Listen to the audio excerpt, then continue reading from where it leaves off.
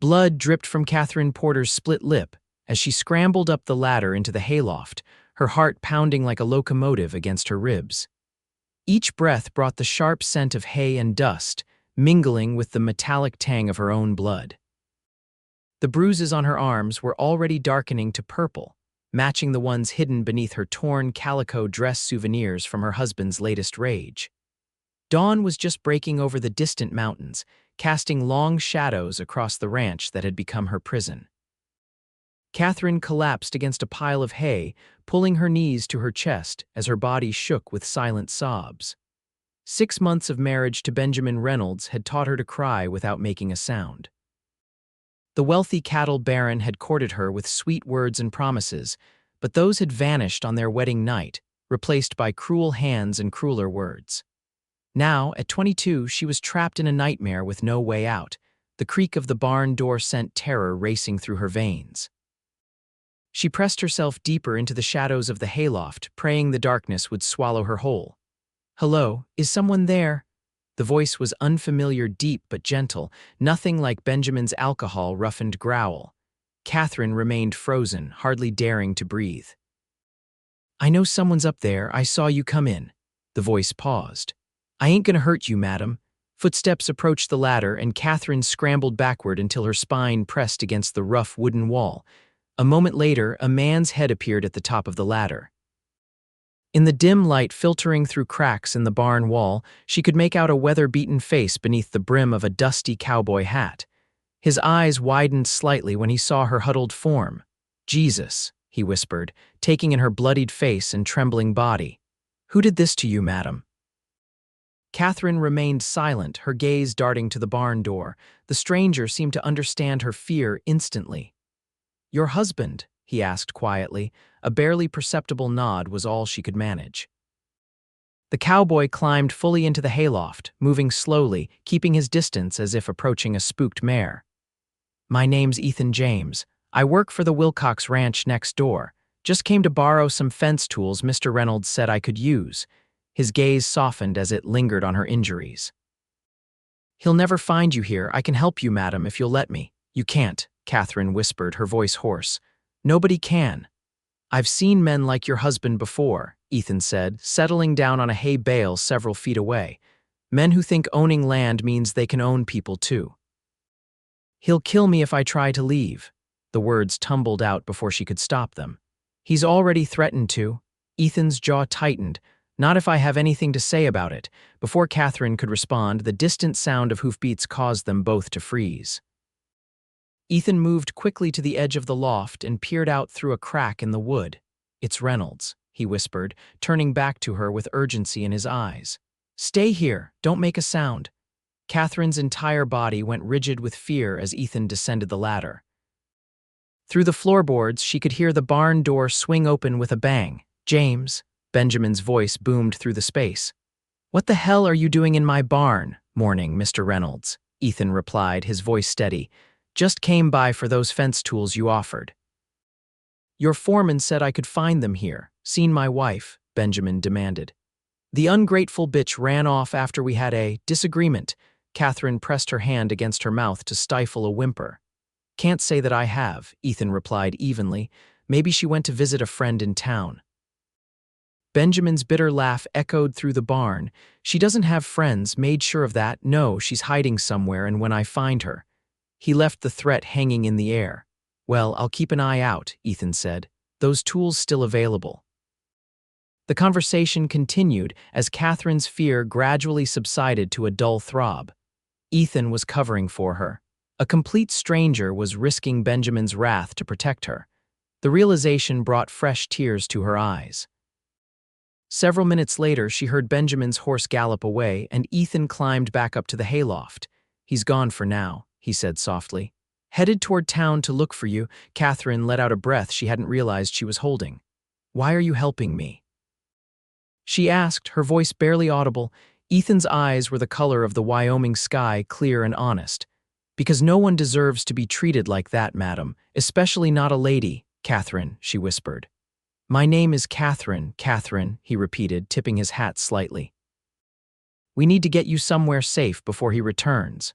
There's nowhere safe. He owns half the county. The sheriff is his cousin. The hopelessness of her situation crashed over her anew. Ethan was quiet for a moment, thinking, I know a place. Old cabin in the foothills where my boss's mother used to live. It's abandoned now, but it's on Wilcox land. Reynolds wouldn't think to look there. Hope flickered in Catherine's chest for the first time in months, but died just as quickly. I can't ask you to risk yourself. If Benjamin finds out you helped me. Some risks are worth taking, Ethan said simply. Can you ride? Katherine nodded. She'd grown up on a small farm in Nebraska before her father's death had forced her mother to send her to live with a wealthy aunt in Cheyenne.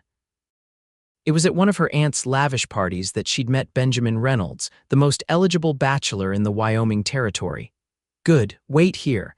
I'll bring my horse around back, away from the main house. If anyone asks, I'm taking you to the doctor in Lusk. As Ethan disappeared down the ladder, Katherine touched her swollen lip gingerly. 6 months ago, she'd stood before a preacher and promised to love Benjamin Reynolds until death parted them. She'd had no idea how soon death might come if she stayed. This cowboy with the kind eyes was offering her a chance at freedom, perhaps her only chance. But even as hope blossomed in her chest, fear wrapped cold fingers around her heart. Benjamin Reynolds was not a man who let go of what he considered his property. If she ran and he found her, the beating she'd received this morning would seem gentle by comparison. Ethan returned within 20 minutes, leading a sturdy bay gelding to the back of the barn. He helped Katherine down from the hayloft, his touch gentle on her bruised arms. Up close, she could see the flecks of gold in his blue eyes, the sun-weathered creases at their corners suggesting he smiled often. I brought some supplies, he said, showing her a bundled blanket tied behind the saddle. Water, some jerky, and a spare shirt of mine. It'll be big on you but cleaner then. He trailed off, his gaze dropping to the bloodstains on her dress. Katherine felt a flush of shame heat her cheeks. Thank you. Ethan helped her mount, then swung up behind her. The warmth of his chest against her back was oddly comforting, nothing like Benjamin's suffocating presence. He kept a respectful distance, his arms reaching around her only to hold the reins. We'll stick to the tree line, he said, his breath warm against her ear. Less chance of being spotted that way. The morning air was crisp as they set off, the sun still low in the eastern sky. Katherine clung to the saddle horn, acutely aware of every hoofbeat that carried her further from her husband's ranch. They rode in silence, Ethan guiding the horse expertly through the trees that bordered Benjamin's property. How long have you worked for the Wilcox Ranch? Katherine finally asked, needing anything to distract her from the constant fear. Going on 3 years now, Ethan replied. Came west after the war, needed open spaces after what I saw in Virginia. You fought for the Union?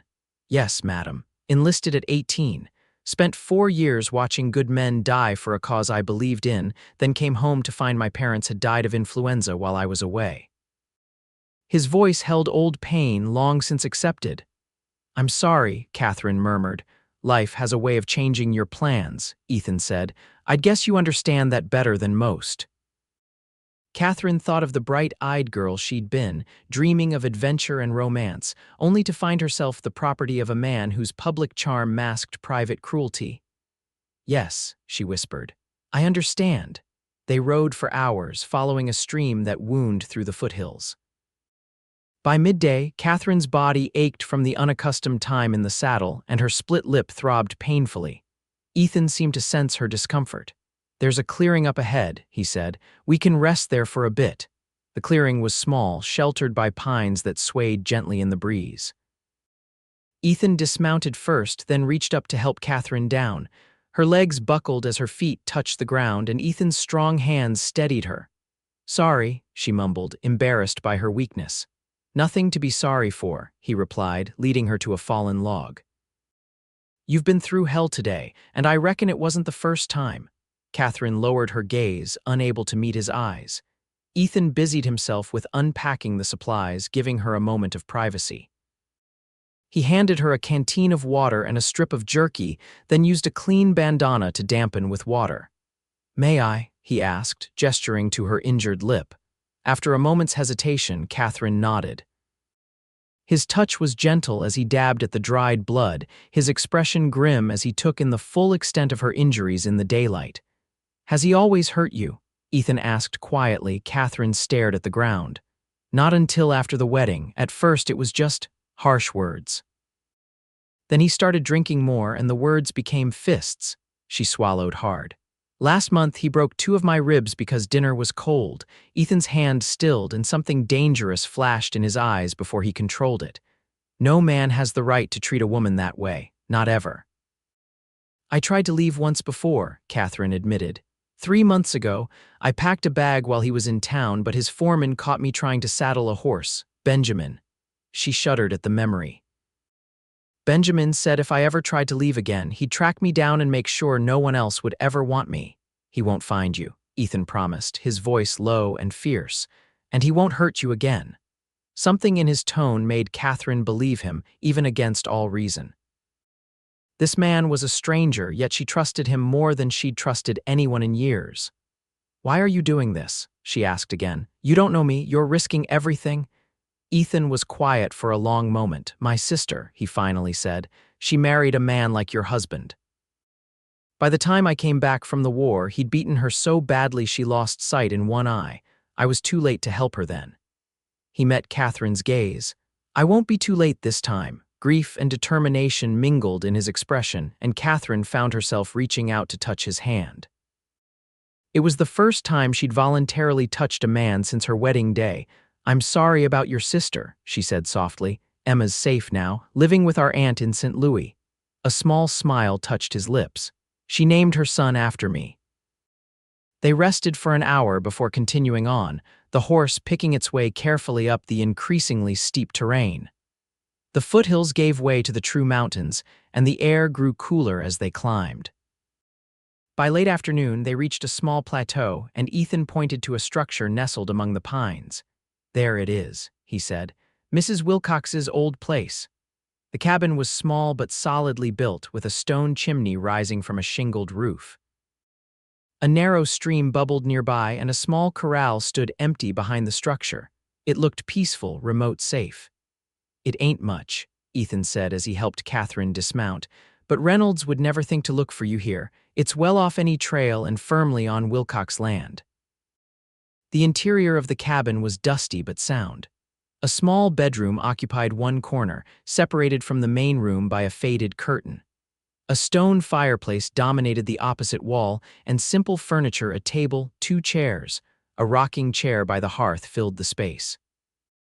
"Needs a good cleaning," Ethan observed, "but the roof's solid, and there's no sign of critters moving in." Katherine stood in the center of the room, overwhelmed. Just that morning, she'd been certain she would die at Benjamin's hands. Now she was miles away in a place he couldn't find her. The reality of her escape hit her suddenly, and her knees gave way. Ethan caught her before she fell, easing her into the rocking chair. "Easy now," he murmured. "You're safe. Just breathe." Tears flowed freely down Katherine's cheeks as months of fear and pain found release. Ethan knelt beside her, not touching her but offering his solid presence as an anchor. "I don't know what to do now," she whispered when she could speak again. "I have nothing, no money, no family who can help." "First things first," Ethan said practically. "We get you settled here, make sure you have what you need. I'll bring supplies tomorrow, food, blankets, some clothes if I can find them." "And then what?" Katherine asked. "I can't stay hidden in these mountains forever." Ethan's expression was solemn. "No, you can't, but we'll figure that out. One step at a time." As the sun began to set, Ethan built a small fire in the fireplace, its warmth chasing away the mountain chill. He cleaned the cabin's single bed and changed the ancient linens with fresh ones from his pack, then prepared a simple meal from his provisions. "I should head back before full dark," he said reluctantly as they finished eating. "People will notice if I'm gone too long, and we don't want anyone asking questions." Fear clutched at Katherine's heart at the thought of being alone. Will you come back?" "First thing tomorrow," he promised. "I'll bring more supplies and news if there is any." He left her with his pistol, showing her how to use it with a gravity that made her understand he wasn't merely humoring her. "If anyone but me approaches, you hide," he instructed. "Use this only if you have no choice." The weight of the gun was unfamiliar in Catherine's hands, but she nodded. "I understand." As Ethan mounted his horse, he looked back at her standing in the cabin doorway, her bruised face illuminated by the lantern light behind her.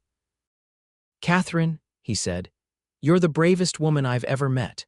Before she could respond, he tipped his hat and urged his horse down the mountain path, disappearing into the gathering darkness. Alone in the cabin, Catherine barred the door as Ethan had shown her and built up the fire. The pistol lay on the table beside her as she sat in the rocking chair, listening to the night sounds of the mountains so different from the prairie surrounding Benjamin's ranch. For the first time in 6 months, she fell asleep without fear of what the night might bring. Ethan returned before noon the next day, his horse laden with supplies. Catherine had spent the morning cleaning the cabin, working through her anxiety with physical labor. When she heard hoofbeats approaching, she grabbed the pistol with trembling hands and peered through a crack in the shutters, relief flooding her when she recognized Ethan's tall figure. He brought food, clothing, blankets, and news that chilled her blood. "Reynolds has half the county looking for you," Ethan said as he unloaded the supplies, "telling everyone you were unwell in the head and wandered off, offering a reward for information." Catherine's hands shook as she folded the dresses. Ethan had brought simple, practical garments that must have belonged to one of the ranch hands' wives. "Will anyone believe him?" she asked. Ethan's expression was grim. "Some will. Others know what kind of man he is but won't cross him. The sheriff's organizing search parties to comb the countryside. What about you? Won't you be expected to join the search?" "Already volunteered," Ethan said with a hint of a smile. "I'm supposed to be checking the North Ridge today in the opposite direction from here." Over the next week, Ethan visited daily, bringing supplies and news. Catherine's bruises began to fade, and with them, some of her fear. The cabin became a sanctuary where she could breathe freely, think clearly for the first time since her wedding. Ethan taught her to shoot, set snares for rabbits, and identify edible plants growing around the cabin. In the evenings, they would sit by the fire, and Ethan would tell her stories of his travels, or they would simply enjoy the peace of each other's company. On his 7th visit, Ethan arrived with a troubled expression. "Reynolds came to the Wilcox Ranch today," he said without preamble, "asking questions about me specifically. Someone must have seen me helping you that first day." Fear, her constant companion for so long, returned in a rush. "What did he say?" "Wanted to know where I was the morning you disappeared. Said one of his hands thought he saw me near your property." Ethan ran a hand through his hair. "Mr. Wilcox covered for me, said I was mending fences on the north pasture all day. He suspects you," Catherine whispered. "Oh God, Ethan, I've put you in danger." "I chose this," Ethan reminded her gently, "and I'd choose it again." That night, as a summer storm battered the cabin, Ethan stayed later than usual, reluctant to ride through the downpour. They sat close to the fire, the rain drumming on the roof above them. "Tell me about your life before," Ethan said. "Before Reynolds," Catherine stared into the flames. "I grew up in Nebraska. My father had a small farm, barely enough to keep us fed, but we were happy. When I was 16, he took ill and died. My mother couldn't keep the farm, so she sent me to live with her sister in Cheyenne. And that's where you met Reynolds?" Catherine nodded. "My aunt was determined to see me well settled. When Benjamin began calling, she was thrilled. He was wealthy, respected. He seemed kind." She laughed bitterly. "He was very good at seeming kind." "What did you want?" Ethan asked quietly. "Before your father died, what did you dream of?" The question startled her. No one had asked about her dreams in so long. "I wanted to teach," she admitted. "I love books, learning. I thought maybe someday I could have a little schoolhouse." "You still could," Ethan said. Catherine shook her head. "How? I'm a married woman, Ethan. In the eyes of the law, I belong to Benjamin. Even if I could divorce him, which no court in Wyoming would grant, I'd be ruined. No town would hire me to teach their children." "There are places further west," Ethan suggested. "California, Oregon, places where a woman might start fresh, alone, with no money, no references." Ethan was silent for a long moment. "You wouldn't have to be alone," he finally said, his voice so low she almost didn't hear it over the rain. Catherine's heart skipped a beat as she met his gaze. In the firelight, his eyes held a warmth that had nothing to do with the flames. "Ethan," she began, not knowing what she wanted to say. The crack of a branch outside the cabin silenced her. Ethan was on his feet instantly, gun drawn. "Stay here," he whispered, moving silently to the window. Katherine held her breath as Ethan peered through the shutters. After a moment, his shoulders relaxed slightly. "Just a deer," he said, returning to the fire. "But I should go. It's not safe for me to stay too long." The moment between them had passed, but something had changed, a shift as subtle and significant as the changing of seasons. As Ethan prepared to leave, Katherine impulsively reached for his hand. "Be careful," she said. "Please." His fingers closed gently around hers. "Always am." After he left, Katherine sat by the dying fire for a long time, thinking about the path that had led her to this cabin and the uncertain future that lay ahead. The next morning, Katherine woke to a sense of unease she couldn't explain. The mountain air was crisp and clear after the night's storm, the forest around the cabin peaceful. Yet something felt wrong. Her instincts, honed by months of walking on eggshells around Benjamin, screamed a warning. She dressed quickly in one of the simple dresses Ethan had brought, her movements efficient as she prepared for. What? She didn't know. Just after midday, the sound of multiple horses approaching sent her heart racing. Ethan always came alone and never from that direction.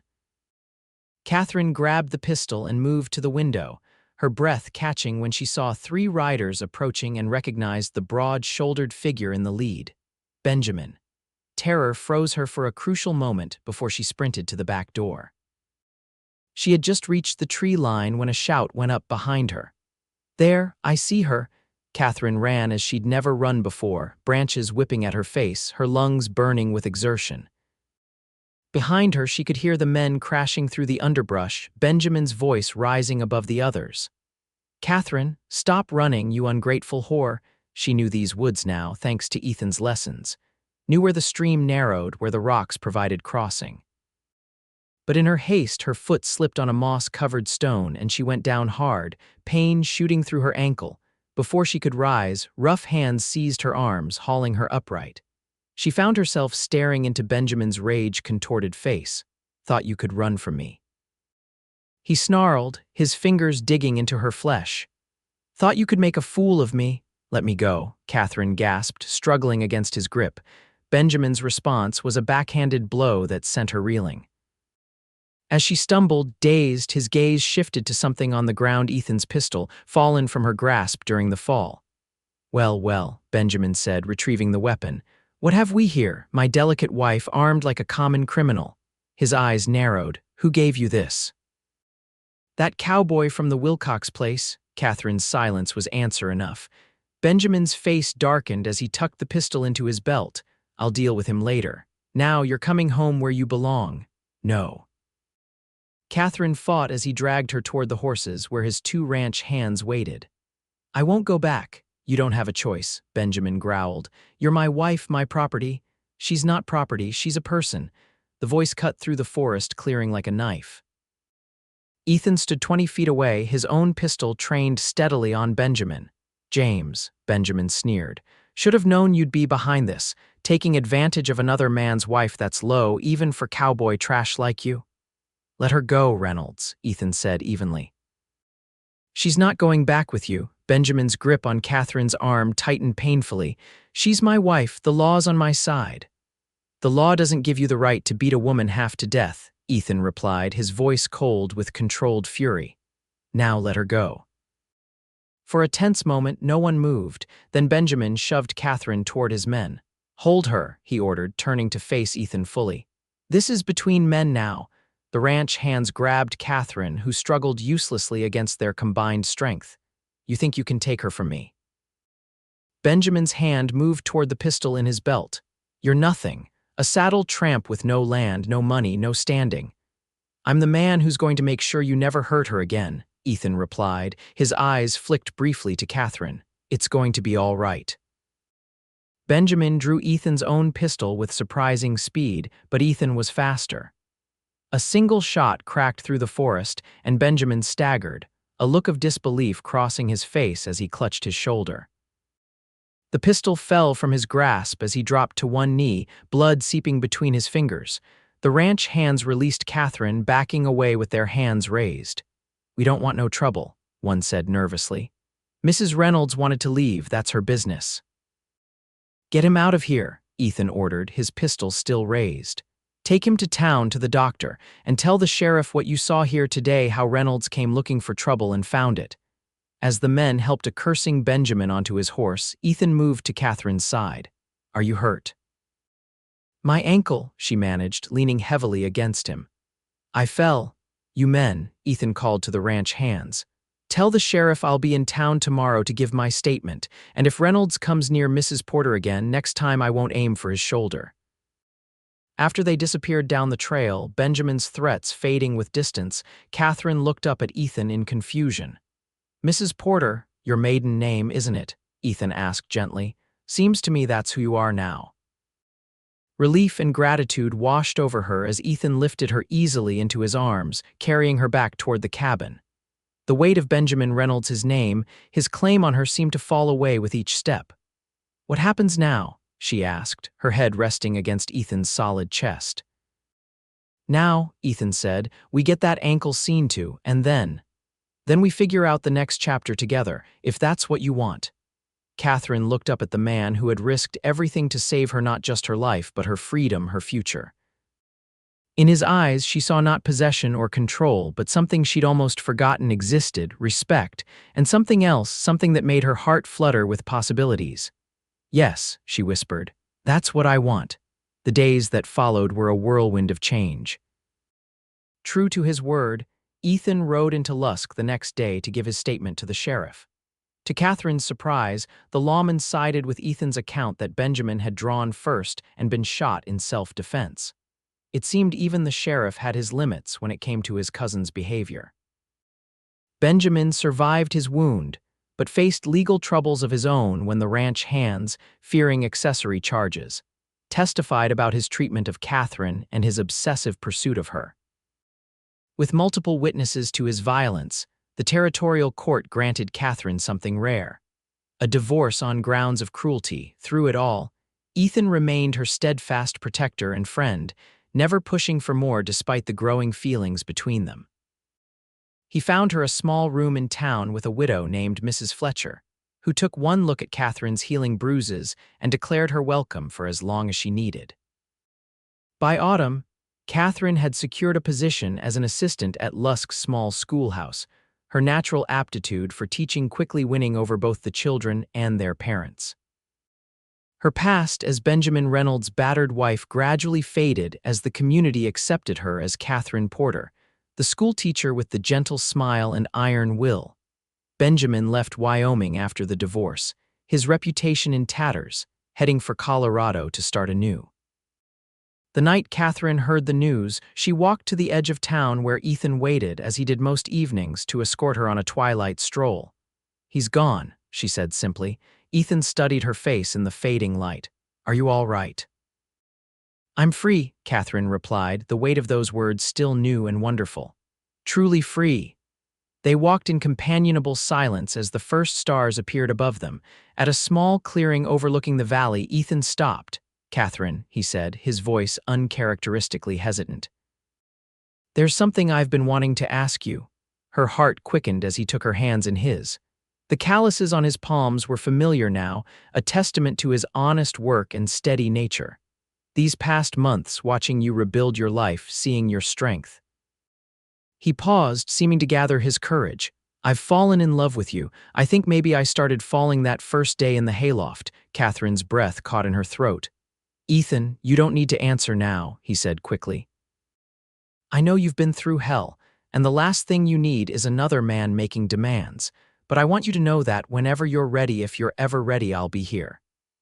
Tears filled Katherine's eyes, but they were different from any she'd shed before, tears of joy, of possibility. "Ask me," she whispered. Ethan's eyes widened slightly. "Are you sure?" Katherine nodded, squeezing his hands. "Ask me, Ethan." "Katherine Porter," he said, his voice steady now, "would you do me the honor of becoming my wife? Not because you need my protection or my name, but because I love you and want to build a life with you." Yes, she answered without hesitation. Yes, I will. The kiss they shared beneath the Wyoming stars was tender, a promise of the gentle love that had grown between them so different from the false passion that had lured her into Benjamin's trap. They were married on a crisp October day, with the mountains blazing with autumn color. Mrs. Fletcher hosted the small ceremony in her garden, and Mr. Wilcox, impressed with Ethan's character throughout the ordeal, presented them with a wedding gift. A small parcel of land on the edge of his property, with a sturdy cabin and enough acreage for a modest ranch of their own. "I always knew you'd make a fine foreman someday, James," the old rancher said gruffly, "but I think you'll make an even better husband and rancher." Their wedding night, spent in that cabin that would become their home, washed away the last shadows of Catherine's painful past. Ethan's tenderness, his patience, his unwavering respect for her boundaries healed wounds deeper than the physical ones Benjamin had inflicted. "I never thought I could feel this way," Katherine whispered in the darkness, safe in the circle of Ethan's arms. Safe, cherished. "That's how you deserve to feel," Ethan murmured against her hair. "Every day for the rest of our lives." Winter came early that year, blanketing their small ranch in pristine white. While the snow piled high outside, they built their home within Katherine, adding feminine touches to the cabin, Ethan constructing sturdy furniture with his own hands. In the evenings, she would read aloud from one of her precious books while he whittled by the fire, a peaceful routine that never failed to make Katherine's heart swell with gratitude for this unexpected second chance. When spring arrived, bringing new life to the land, Katherine discovered new life growing within her as well. The day she told Ethan she was expecting their child, he lifted her in his arms and spun her around their kitchen, his joy uncontained. "Are you happy?" he asked later, his hand resting protectively over her still flat stomach. Katherine covered his hand with her own. "Happier than I ever dreamed possible." Their son was born on a summer day as bright and promising as their future. They named him William, after Ethan's father, and from his first breath, he was surrounded by love that Katherine had once thought lost to her forever. As the years passed, their family and their ranch grew together. Katherine continued teaching at the schoolhouse, her students now including not only William but also his younger sister, Emma, born 2 years after her brother. Ethan's careful management of their land brought prosperity, modest but secure. They added rooms to the cabin as needed, turning it into a true home filled with laughter and love. Sometimes, on summer evenings, they would sit on their porch and watch their children play in the yard, the mountains a majestic backdrop to their simple, precious life. "Do you ever think about how we met?" Katherine would ask, leaning against Ethan's shoulder. "Every day," he would reply, pressing a kiss to her temple. "Best day of my life finding you in that hayloft." On their 10th anniversary, Ethan presented Katherine with a gift, the deed to a small building in town that had once been a millinery shop. "For what?" she asked, confused by the document in her hands. Ethan's smile was full of pride and love. "For your school." "Your own school, just like you always dreamed." Katherine stared at him in disbelief. "But how did you been saving?" Ethan shrugged. "And Mr. Wilcox helped some, said the town's growing, needs a proper school, said there's no one better to run it than you." The Katherine Porter Academy opened its doors the following autumn, with 15 eager students ranging from 6 to 16 years of age. Standing before them on that first day, Katherine felt the full circle of her journey from frightened bride to battered wife to fugitive to teacher to this. A woman fully realized, living the dream she'd almost abandoned. At day's end, she locked the schoolhouse door and turned to find Ethan waiting, as he always did, their children dancing around him with stories of their day. "How was it?" he asked, taking her hand as they walked home together. Katherine looked at her family, the strong, gentle man who had saved her in every way a person could be saved, their beautiful children, growing straight and true like young trees in fertile soil, the life they had built from the ashes of her despair. "Perfect," she said simply. "Everything is perfect." That night, as Ethan slept beside her, Katherine thought about the woman she had been, huddled and bleeding in a hayloft, believing her life was over. She wished she could reach back through time and whisper to that broken girl, Hold on, a better love is coming. A true love that heals instead of harms, that builds instead of destroys. Instead, she whispered a prayer of thanks to the quiet darkness, for second chances and unexpected heroes, for the courage to run and the strength to stay, for the cowboy who had promised her safety and given her so much more. Outside their window, the Wyoming sky spread like a blanket of stars over the land that had witnessed her greatest pain and her greatest joy. This vast, wild country had nearly broken her, but in the end, it had given her everything: freedom, purpose, family, love. And in Ethan's arms, Katherine had finally found her true home. As the years continued to pass, the James Ranch flourished under Ethan's careful management and Katherine's keen business sense. They added more acreage when neighboring land became available, and their cattle herd grew from a modest dozen to over 100 head. The hard work was constant but rewarding, each season bringing new challenges and triumphs that they faced together. William, their firstborn, grew into his father's height and quiet strength. By 16, he was already taking on significant responsibilities around the ranch, his natural affinity with horses making him the family's expert on their small but growing herd of quarter horses. Emma, 2 years younger, had inherited her mother's intelligence and love of learning, devouring books and excelling at the school Katherine had founded. Their youngest, a surprise blessing born when Katherine was 38, was a spirited boy named Samuel who seemed to combine the best qualities of both parents, Ethan's calm resourcefulness and Katherine's passionate determination. At 6 years old, he was already declaring his intention to be both a rancher like his father and a teacher like his mother. The Katherine Porter Academy had become a respected institution in Lusk and the surrounding area, with families sometimes sending children to board in town just to attend. Katherine had hired 2 additional teachers as enrollment grew, but she still taught the advanced students herself, taking particular pride in preparing young women for college opportunities that were slowly opening to them. One autumn evening in 1892, as Katherine sat on the porch grading papers while Ethan repaired a bridle beside her, a rider approached their ranch. It was unusual to have visitors so late in the day, and both looked up with curiosity as the horse and rider came into view. "Do you know him?" Katherine asked, setting aside her work. Ethan shook his head, standing as the stranger reached their yard. "Can we help you, mister?" The man dismounted, removing his hat. He was well-dressed, with the look of a city businessman rather than a rancher or cowhand. "I'm looking for Katherine Porter." "Or I suppose it's Katherine James now." Something about the man's voice triggered a distant memory in Katherine, though she couldn't place it. She rose from her chair, moving to stand beside Ethan. "I'm Katherine James," she said cautiously. The man's face broke into a relieved smile. "It is you." "I wasn't sure after all this time." He stepped forward. "You probably don't remember me. I'm Thomas Wilkins. Your father and mine were friends in Nebraska years ago." Katherine's hand flew to her mouth as recognition dawned. "Tommy Wilkins from the neighboring farm." He'd been a gangly boy of 14 the last time she'd seen him, just before her father's death. Thomas nodded. "The very same, though no one's called me Tommy in 20 years. Ethan relaxed slightly, though his protective stance beside Katherine didn't change. "What brings you to Wyoming, Mr. Wilkins?" "Business primarily.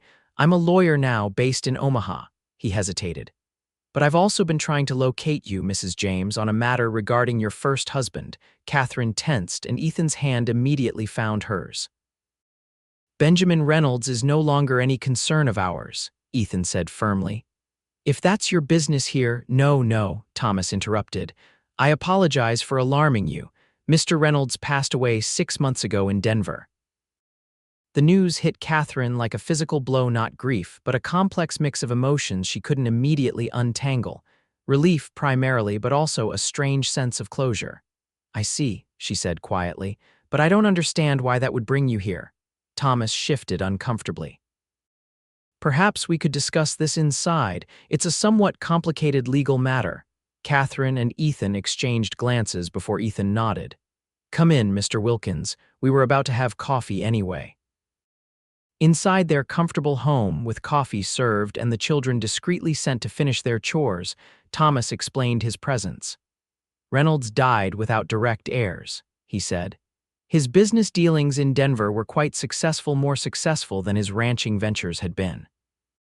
Upon his death, it was discovered that he never changed his will after your divorce. You, Mrs. James, are still listed as his primary beneficiary. Shock rendered Katherine speechless. Ethan leaned forward, his expression guarded. What exactly does that mean? It means, Thomas said, that Katherine has inherited approximately $50,000 in cash assets and property in Denver. The sum was staggering, more money than their ranch would earn in 20 years of good seasons. I don't want it, Katherine said immediately, finding her voice. I want nothing from that man. Thomas nodded as if he'd expected this response. I understand your feelings, truly, but perhaps consider this. The money could do a great deal of good, for your school, for your children's future, for causes you believe in. He's right, Katherine, Ethan said quietly, surprising her. Think of what your school could become with proper funding. Think of the scholarships you could offer to girls who couldn't otherwise continue their education. Katherine stared at her husband. How can you suggest I take anything from him? After what he did to me, Ethan took her hands in his.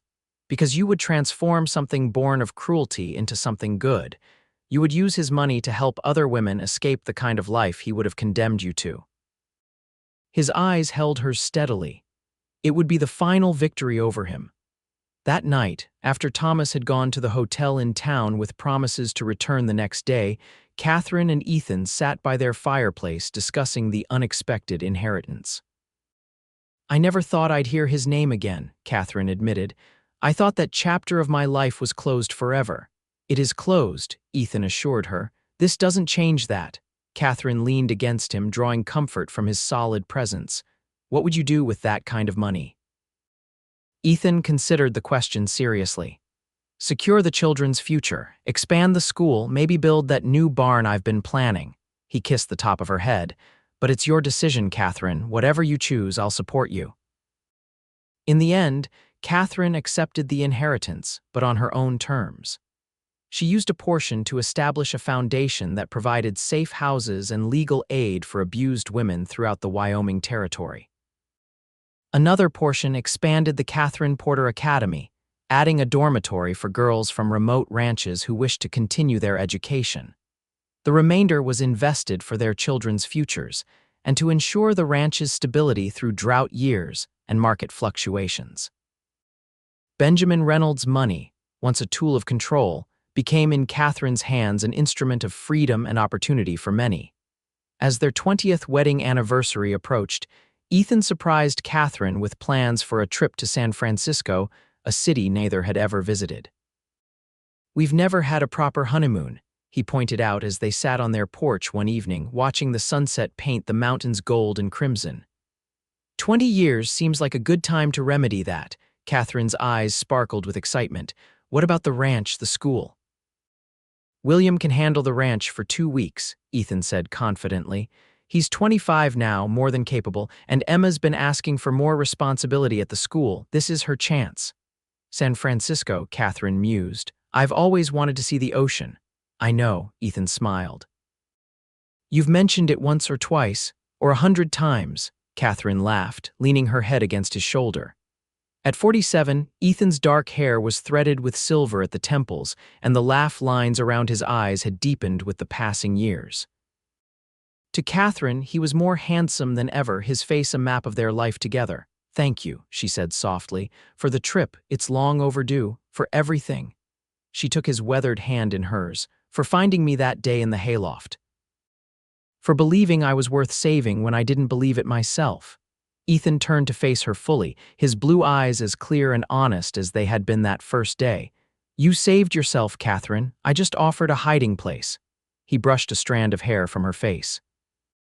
Besides, from where I'm sitting, I got the better end of that bargain. The trip to San Francisco was everything Katherine had dreamed. They stayed in a grand hotel, attended the opera, rode cable cars up and down the city's steep hills, and spent hours walking along the shore, marveling at the endless expanse of the Pacific. On their last evening, they stood on a bluff overlooking the ocean, the setting sun turning the water to liquid gold. Behind them lay a vibrant city pulsing with progress and possibility. Before them stretched the vast unknown of the sea. It struck Katherine as a fitting metaphor for their life together, the solid foundation they had built and the adventures still ahead. "What are you thinking?" Ethan asked, his arm around her waist. Katherine smiled up at him. "I'm thinking about hiding places." Ethan's eyebrow quirked in question. "That day in the hayloft," she explained, "you said he'll never find you here, and he didn't. Not just because of the hiding place, but because of who I became after who we became together." "And who is that?" Ethan asked softly. Katherine gestured toward the horizon where sea met sky in an endless blue expanse. "Someone free, someone who doesn't need to hide anymore." Ethan pulled her closer, pressing a kiss to her temple.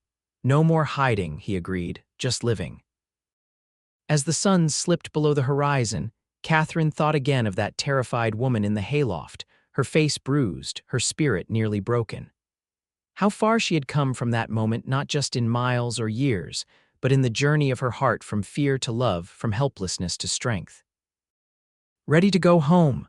Ethan asked as darkness fell. Katherine nodded, taking his hand as they turned away from the sea. "Home," she repeated, the word still magical after all these years. Their life together hadn't been without challenges. There had been drought years when the ranch barely broke even, illnesses that had frightened them both, disagreements that tested their partnership. But through it all, they had faced each trial together, their love deepening with each obstacle overcome. Back in Lusk, their family welcomed them home with a celebration dinner. William brought his fiancée, a capable young woman who taught mathematics at Katherine's school. Emma proudly reported that everything had run smoothly in their absence, while Samuel peppered them with questions about the cable cars and sea lions they had seen. That night, in the quiet of their bedroom, Ethan held Katherine close. "I was thinking," he said, his voice low, "about the next 20 years. Were you now?" Katherine murmured sleepily. Thinking we should plan another trip for our 40th anniversary. Maybe New York this time." Katherine smiled in the darkness. "I'd like that." "And in the meantime," Ethan continued, "I thought we might consider building that new house we've talked about, something with a proper library for all your books."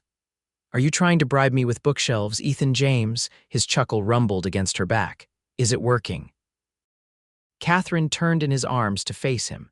In the moonlight filtering through their window, she could just make out the beloved contours of his face. "You know, for a man who claims not to be one for fancy words, you certainly know how to win a woman's heart." "Only one woman's," Ethan corrected, brushing his lips against hers. "Only ever yours." As sleep claimed her, Katherine's last conscious thought was of gratitude for the man who had offered shelter when she needed it most, and who had become, in every sense that mattered, her true home. The years continued their gentle march, bringing changes both expected and surprising. The new house was built, a spacious structure with the promised library and plenty of room for visiting grandchildren. William and his wife blessed them with 3 children in quick succession, while Emma, to everyone's surprise, married a professor from back east and moved to Boston, returning for extended visits each summer with her husband and twin daughters. Samuel, their youngest, followed his own unique path. After attending college in Denver, an opportunity made possible by his mother's inheritance, he returned to Lusk with ambitious plans for the family ranch. Under his guidance, the James Ranch became one of the first in the territory to implement new breeding techniques and scientific farming methods learned during his studies.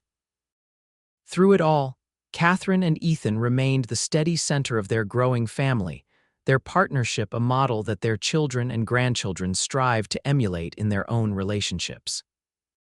In 1912, as their 50th wedding anniversary approached, Katherine suffered a mild stroke that left her with a slight weakness in her right hand, a devastating development for a woman who had spent her life teaching and writing. For the first time since those dark days with Benjamin, Ethan saw real fear in his wife's eyes. "What if I can't write anymore?" she whispered one night, staring at her trembling hand.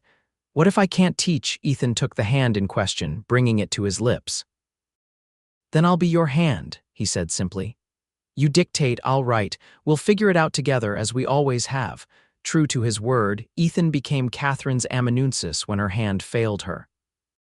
He sat patiently as she dictated letters, lesson plans, and finally, her memoirs, a project their children had been encouraging for years. Why now? Ethan asked as they began the memoir project. Catherine's smile held a hint of mischief. Because now I'm old enough that no one can be scandalized by the truth. The memoir, titled From Hayloft to Horizon, was Catherine's gift to her family, an honest account of her first disastrous marriage, her escape, and the life she and Ethan had built together. She didn't soften the darkness of her time with Benjamin, believing that her story might help other women still trapped in similar situations. Besides, she told Ethan, the darkness makes the light that followed all the more brilliant. Their 50th anniversary was celebrated with a community-wide party in Lusk, the town having grown significantly since their early days there. Former students of Catherine's traveled from as far as New York and California to honor the woman who had shaped their minds and futures. The Wilcox family, now led by the grandson of Ethan's original employer, presented them with a hand-carved clock commemorating their half-century together. In the quiet aftermath of the celebration, Katherine and Ethan sat on the porch of their home, much as they had done for decades, watching the Wyoming sunset paint the sky in spectacular colors. 50 years, Katherine marveled. Did you ever imagine that day in the hayloft that we'd be sitting here 50 years later? Ethan's weathered hand found hers. I hoped, he said simply. From the moment I saw you, I hoped. Katherine leaned against his shoulder, the familiar comfort of his presence as essential to her as breathing after all these years. Do you remember what you said to me that day? He'll never find you here, Ethan recalled softly. You were right, Katherine said. He never did find me, the real me, the me I became with you. She looked up at the man who had been her salvation, her partner, her love for half a century. Thank you for keeping that promise. Ethan's eyes, still that same clear blue despite the years that had passed, held hers with unwavering devotion. Some promises are easy to keep, Katherine James. As twilight deepened around them, Katherine reflected on the journey of her life from the terrified young bride escaping a violent husband to the woman she was now. Mother, grandmother, teacher, community pillar, beloved wife. The path had not always been smooth, but every step, even the painful ones, had led her here to this porch, this moment, this man. I love you, Ethan James, she said, the words as true now as they had been when first spoken decades ago. And I love you, Katherine Porter James, he replied, using her full name as he always did in moments of deep feeling. Yesterday, today, and all the tomorrows we have left. Their tomorrows numbered fewer than they once had, both knew that. But sitting together, as night fell over the Wyoming landscape they both loved, Katherine felt only gratitude for the life they had shared, a life that had begun in fear, but had blossomed into something beautiful beyond her wildest dreams. In the hayloft of a stranger's barn, a cowboy had promised her safety. What he had given her instead was a lifetime of love, respect, and partnership that had healed her wounded spirit and allowed her to become the woman she was always meant to be.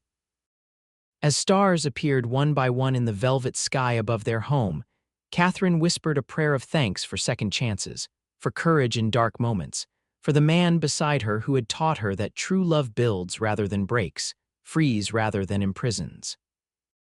And in the peaceful Wyoming night, surrounded by the life they had created together, Katherine and Ethan James continued their journey, hand in hand, heart to heart, as they had been from that first fateful day in the hayloft.